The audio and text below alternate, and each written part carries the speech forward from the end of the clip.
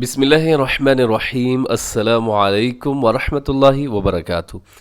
آج ہم پڑھیں گے قرآن حکیم کی سورۃ البقرہ اور اس کی آیت مبارکہ 228۔ شروع کرتے ہیں۔ بسم اللہ الرحمن الرحیم۔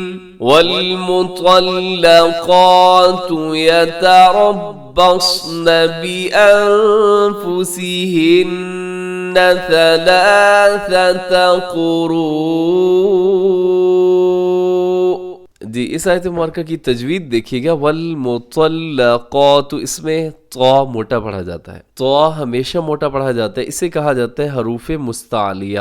اور اس کے اندر دوسرا ایک اور لفظ بھی ہے قاف، تو قاف بھی موٹا پڑھا جائے گا، باقی باریک ہوں گے۔ والمطلقات، آگے یتربصن، یتربصن، اس میں را موٹا ہوگا اور اس کے بعد حرف صاد یہ بھی موٹا پڑھا جائے گا، یتربصن۔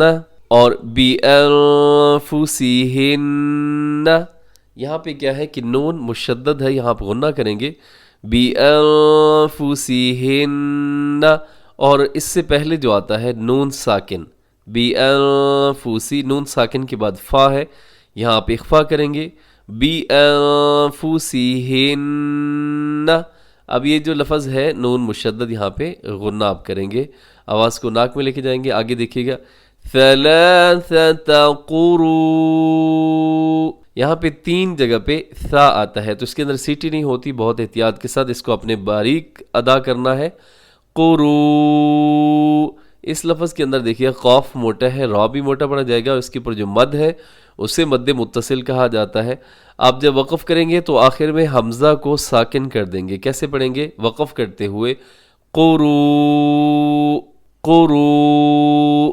رموز اوقاف میں سے آگے طا ہے، یہاں وقف کر دیجیے گا۔ آگے دیکھیں، وَلَا يَحِلُّ لَهُنَّ أَن يَكْتُمْنَ مَا خَلَقَ اللَّهُ، وَلَا يَحِلُّ، اس میں حا کو حلق سے ادا کیجیے گا، یحلو کو یحلو بھی نہیں کرنا، یحلو یہ غلط ہے، یحلو۔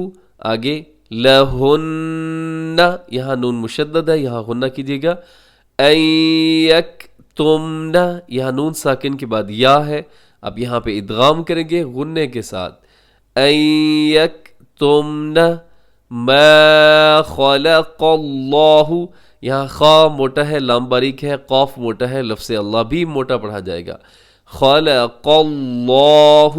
اور لفظ اللہ اس لیے موٹا پڑھا جائے گا کیونکہ اس سے پہلے قاف کے اوپر زبر ہے۔ آگے فی ارحامہن، فی کے اوپر مد ہے جسے مد منفصل کہا جاتا ہے، ارحا، اس میں را موٹا پڑھا جائے گا کیونکہ را ساکن سے پہلے زبر آ گئی ہے، ارحامہن، یہاں بھی نون مشدد ہے، اب یہاں پہ غنہ کریں گے۔ آگے دیکھیے گا، ان کن یؤمن، یہاں ان کنہ میں نون ساکن ہے، نون ساکن کے بعد کاف ہے، یہاں پہ آپ اخفا کریں گے، کن، یہاں نون مشدد ہے، اب پھر یہاں پہ بھی غنہ کریں گے، یؤمن، یہاں یو کو آپ جھٹکے سے پڑھیں گے اور اس کو مجہور پڑھنے سے آپ نے بچنا ہے، یعنی یو نہیں کرنا بلکہ یؤمن، نون مشدد، یہاں بھی غنہ، باللہ والیوم الآخر، باللہ، اس میں لفظ اللہ باریک ہوگا کیونکہ لفظ اللہ کے لام سے پہلے باقی نیچے زیر ہے، والیوم الآخر، یو میں واو لین ہے، اسے ہم نرمی سے پڑھیے گا، مجہول نہ پڑھیے گا، والیوم الآخر، وقف کریں گے تو آخر، آخر میں جو را ہے، آخر کے آخر میں جو را ہے وہ را باریک ہوگا۔ رموز اوقاف میں سے طا ہے، وقف کر دیجیے گا۔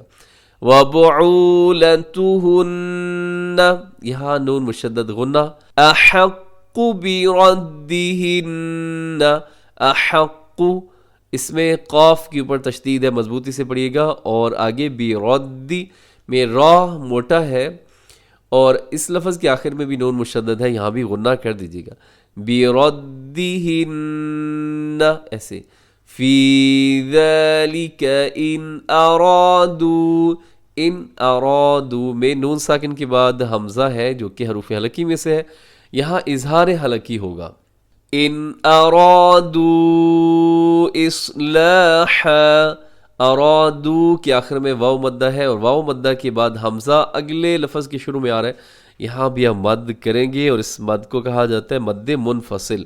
اصلاحا، اور وقف کریں گے تو اصلاحا. رموز اوقاف میں سے تو ہے، وقف کر دیجیے گا. وَلَهُنَّ، یہاں بھی نون مشدد ہے، یہاں بھی غنہ ہوگا. جہاں بھی نون مشدد پہ غنہ ہوتا ہے اسے غنہ زمانی کہا جاتا ہے، اس پہ تھوڑا سا ٹائم لگتا ہے. وَلَهُنَّ ایسے. مِثْلُ الَّذِي عَلَيْهِنَّ، یہاں پہ نون مشدد غنہ ہے، علی کو علی آپ ایسے نہ پڑھیے گا، علیہن بالمعروف. وقف کر دیجیے گا، اگر تھک جائیں تو بالمعروفی، وقف کریں گے تو بالمعروف. وللرجال، را باریک ہے کیونکہ را کے نیچے کسرہ ہے، زیر ہے. علیہن میں نون مشدد پہ غنہ کیجیے گا، درجتن، اور وقف کریں گے تو درجہ. گول تا کو وقف میں ہاتھ سے بدل دیا جاتا ہے. واللہ عزیز حکیم. واللہ لفظ اللہ موٹا ہے، عزیز حکیم میں تنوین کے بعد ہا آ گیا ہے. تو آپ یہاں پہ کیا کریں گے جی، اظہار کریں گے، اظہار حلقی. نون ساکن اور تنوین کے بعد جب حروف حلقی میں سے کچھ آ جائے تو آپ وہاں اظہار کرتے ہیں، مطلب غنہ نہیں کرتے، آواز کو ناک میں نہیں لے کے جاتے ہیں. اس آیت کو پھر سنیے گا. وَالْمُطَلَّقَاتُ يَتَرَبَّصْنَ بِأَنفُسِهِنَّ ثَلَاثَةَ قُرُوءٍ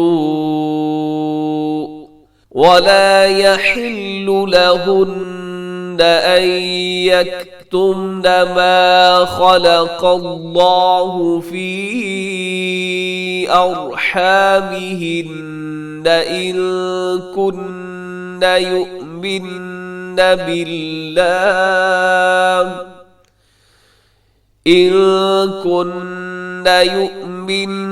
بالله واليوم الآخر وبعولتهن أحق بردهن في ذلك إن أرادوا إصلاحا ولهن مثل الذي عليهن بالمعروف وللرجال عليهن درجة واللہ عزیز حکیم. اس آیت کا ترجمہ سماعت کر لیجیے گا. والمطلقات، اور طلاق یافتہ عورتیں، یتربصن انتظار کریں، بانفسہن اپنی تئیں، ثلاثۃ تین، قروء مدت حیض، وَلَا يَحِلُّ اور جائز نہیں ہے، لَهُنَّ ان کے لیے، أَن يَكْتُمْنَ کہ وہ چھپائیں، مَا خَلَقَ اللَّهُ جو پیدا کیا اللہ نے، فی ارحامہن ان کے رحم میں، ان اگر کن یؤمن ایمان رکھتی ہیں، باللہ اللہ پر، والیوم الآخر اور یوم آخرت پر یعنی آخرت کے دن پر، وبعولتہن اور خاوند ان کے لیے، احق زیادہ حقدار ہے، بردہن واپسی ان کی، فی ذالک اس میں، ان اگر ارادو وہ چاہیں، اصلاحاً بہتری، وَلَهُنَّ اور عورتوں کے لیے، مثل جیسے، الذی جو، علیہن عورتوں پر، بالمعروف دستور کے مطابق، وَلِلرِّجَالِ اور مردوں کے لیے، علیہن ان پر، درجتن ایک درجہ، واللہ اور اللہ، عزیز غالب ہے، حکیم حکمت والا ہے.